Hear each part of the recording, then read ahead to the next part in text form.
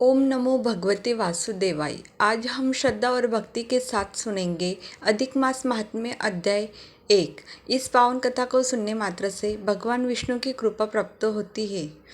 तो आइए पूरे मन और विश्वास के साथ शुभारंभ करते हैं। अध्याय 1। ग्रंथ के आरंभ में श्री गणेश, माता सरस्वती, सद्गुरुदेव, कुलदेवता श्री धूत पापेश्वर, कुलदेवी आद्या दुर्गा, माता पिता और पूर्व महाकवियों को सादर नमन। हे विघ्नहर्ता गजानन, आप भक्तों की इच्छा पूरी करने वाले कल्पतरु हैं। मेरे मार्ग की सभी बाधाओं को दूर कर मुझे उत्तम काव्य रचना की बुद्धि प्रदान करें। हे पुरुषोत्तम, आप अजन्मा, अविनाशी, निर्गुण और सच्चिदानंद स्वरूप है। आप ही इस सृष्टि के रचयिता, पालनकर्ता और संहारक है। मैं पूर्ण भक्ति भाव से आपको प्रणाम करती हूँ। इस ग्रंथ को निर्विघ्न पूर्ण करवाए। महर्षि वेदव्यास ने संस्कृत के बृहत्तारदीय पुराण में अधिक मास मतलब मलमास महात्म्य की रचना की है। मैं उसी का मुख्य सार सरल भाषा में प्रस्तुत कर रही हूँ। नैमिषारण्य तीर्थ में शौनक आदि ऋषियों ने व्यास जी के परम शिष्य सूत जी से प्रार्थना की, हे परम ज्ञानी सूत जी, आप सभी शास्त्रों के ज्ञाता हैं। इस घोर संसार में मनुष्यों को कल्याण के लिए और उन्हें भवसागर से पार लगाने के लिए जो सबसे उत्तम और हितकारी कथा हो, कृपा कर हमें सुनाइए। ऋषियों का यह परोपकारी प्रश्न सुनकर सूत जी अत्यंत प्रसन्न हुए और बोले, हे महामुनियों, मैंने अपने गुरुदेव वेदव्यास जी के मुख से जो पावन कथा सुनी है वही मैं आपको सुनाता हूँ। आप सब एकाग्र चित्त होकर सुने। कथा का प्रारंभ। देवर्षि नारद और नारायण की भेंट। एक समय की बात है, ब्रह्मा जी के मानस पुत्र देवर्षि नारद जी अपनी इच्छा से तीनों लोकों में भ्रमण कर रहे थे। घूमते घूमते वे हिमालय के पास स्थित बद्रिकाश्रम के पावन वन में पहुँचे। वहाँ भगवान नारायण का परम पवित्र आश्रम था। वह स्थान अत्यंत शांत और तपस्या के अनुकूल था। वहाँ गगनचुंबी वृक्षों की घनी छाया थी। घने पत्तों के कारण सूर्य की किरणें भी धरती पर बड़ी मुश्किल पहुँच पाती थी। चारों ओर बोर, कटहल, बेल, जामुन, आंवला जैसे अनेक फलदार वृक्ष और लताओं से वह स्थान सुशोभित था। पक्षी चहचहा रहे थे और गंगा जी का शीतल जल प्रवाह पास ही बह रहा था। पशु पक्षी बिना किसी भय के आपस में प्रेम से विहार कर रहे थे। तुलसी, चमेली, जूही, मालती जैसी सुगंधित फूलों की क्यारियाँ खिली हुई थी। उन फूलों की भीनी भीनी सुगंध से तपस्वियों के मन को असीम शांति मिलती। जगह जगह सुंदर पर्णकुटिया बनी हुई थी, जहाँ अनेक सिद्ध और योगी पुरुष प्रभु के ध्यान में लीन बैठे थे। ऐसे दिव्य और रमणीय स्थान पर देवर्षि नारद जी ने अचानक साक्षात जगत के स्वामी नारायण को देखा। वे अपनी इंद्रियों को वश में किए हुए परम ब्रह्म के ध्यान में बैठे थे। नारद जी ने उन्हें साष्टांग दंडवत प्रणाम किया और हाथ जोड़कर अत्यंत विनम्र और मधुर वाणी में स्तुति करते हुए बोले, हे नारायण, हे कृपानिधान, आप ही इस चराचर जगत के परमेश्वर हैं। वास्तव में आपको तपस्या करने की कोई आवश्यकता नहीं है, क्योंकि आप स्वयं पूर्ण हैं, परंतु फिर भी आप संसार के कल्याण के लिए और लोगों को सही मार्ग दिखाने के लिए यह मर्यादापूर्वक तप कर रहे हैं। नारद जी का प्रश्न और अधिक मास की महिमा। नारद जी ने आगे कहा, पूर्व काल में सतयुग के समय लोगों को अपने अपने पुण्यों का फल तुरंत मिल जाता था, परंतु जैसे जैसे समय बदला और कलयुग का प्रभाव बढ़ने लगा, वैसे वैसे लोगों के पाप बढ़ने लगे। हे प्रभु, जब लोगों के पाप बढ़ते हैं तो उनका उद्धार कैसे होगा? कलयुग के इस अंधकार में जीवों के कल्याण के लिए क्या कोई ऐसा सुलभ उपाय या व्रत है जिसे करने से मनुष्यों के पाप नष्ट हो सके और उनका जीवन मंगलमय हो जाए। कृपया मुझे कोई ऐसा मार्ग बताइए जो संपूर्ण संसार का कल्याण करने वाला हो।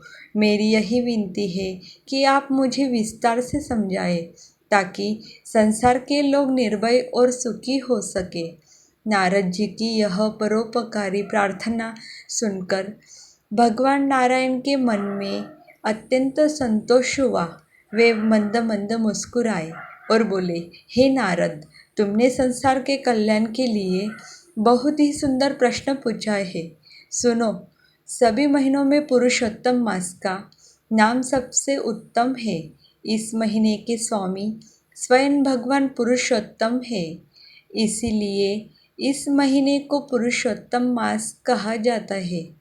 इस महीने में किए गए व्रत, दान और नियमों का फल अशून्य होता है और जीव को साक्षात पुरुषोत्तम देव की प्राप्ति होती है। यह सुनकर नारद जी ने विस्मय के साथ पूछा, हे प्रभु, प्रत्येक महीने का कोई न कोई स्वामी होता है, परंतु इस पुरुषोत्तम मास का नाम मैंने पहले कभी नहीं सुना। यह कौन सा महीना है? इसके स्वामी साक्षात पुरुषोत्तम कैसे बने? इस महीने का स्वरूप क्या है? इस महीने में कौन से कर्म, जप, तप या दान करने चाहिए? इसका क्या अद्भुत फल मिलता है और इस व्रत से भगवान कैसे संतुष्ट होते हैं?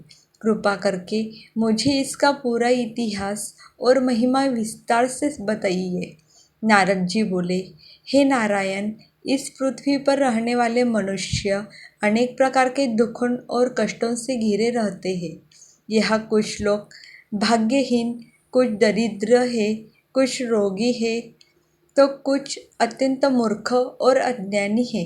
संसार में कोई गूंगा है, कोई अंधा है, तो कोई संतानहीनता के दुख से पीड़ित है।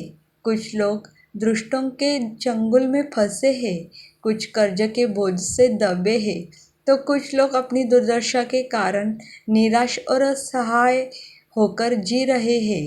अनेक स्त्रियां वैधव्य का दुख झेल रही है, तो कुछ अपने दुष्ट परिवार के कारण अपमानित हो रही है। समाज में रोग, शोक, पराधीनता और गरीबी का साम्राज्य देखकर मेरा हृदय अत्यंत द्रवित हो जाता है। इन सभी दुखों से मुक्ति पाने का और अटूट सुख शांति प्राप्त करने का अखंड साधन क्या है? कृपया मुझ पर कृपा करके मुझे वही ज्ञान प्रदान करें। भगवान नारायण ने नारद जी की बात सुनकर कहा, हे देवर्षि, तुमने अत्यंत श्रेष्ठ प्रश्न किया है। यही प्रश्न एक बार कुरुक्षेत्र में धर्मराज युधिष्ठिर ने भगवान श्री कृष्ण से पूछा था। जब जुए के खेल में दुर्योधन और अन्य कौरवों ने छल से पांडवों का सब कुछ हड़प लिया, तब युधिष्ठिर अपना राजपाट और वैभव हार गए। दुष्ट दुशासन ने भरी सभा में द्रौपदी का चीरहरण करने का कुप्रयास किया, लेकिन भगवान श्री कृष्ण ने अदृश्य रूप से आकर द्रौपदी की लाज बचाई। इसके बाद पांडवों को अपनी नियति के कारण वनवास भोगना पड़ा। पांचों पांडव और द्रौपदी महलों का सुख छोड़कर वन वन भटकने लगे। वे वनों में कंदमूल खाकर, वल्कल वस्त्र पहनकर और जमीन पर सोकर कष्टपूर्ण जीवन व्यतीत करने लगे।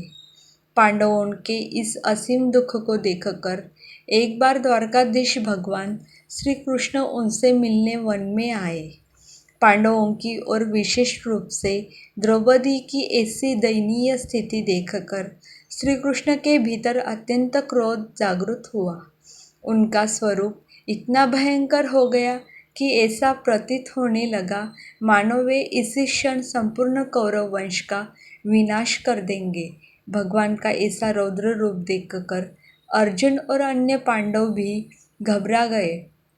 तब अर्जुन ने अत्यंत नम्रतापूर्वक, शांत और मधुर शब्दों में भगवान श्री कृष्ण की स्तुति की और उनके क्रोध को शांत किया। जब भगवान श्री कृष्ण शांत हुए और पांडवों को ढांढस बंधाया, तब धर्मराज युधिष्ठिर ने हाथ जोड़कर श्री कृष्ण से वही प्रश्न पूछा था जो आज तुम मुझसे पूछ रहे हो। अब श्री कृष्ण ने युधिष्ठिर को जो प्राचीन कथा सुनाई थी वही मैं तुम्हें सुनाता हूँ।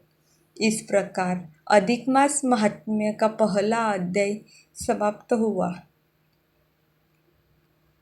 ओम नमो भगवते वासुदेवाय। कथा अच्छी लगी हो तो चैनल को सब्सक्राइब जरूर करें।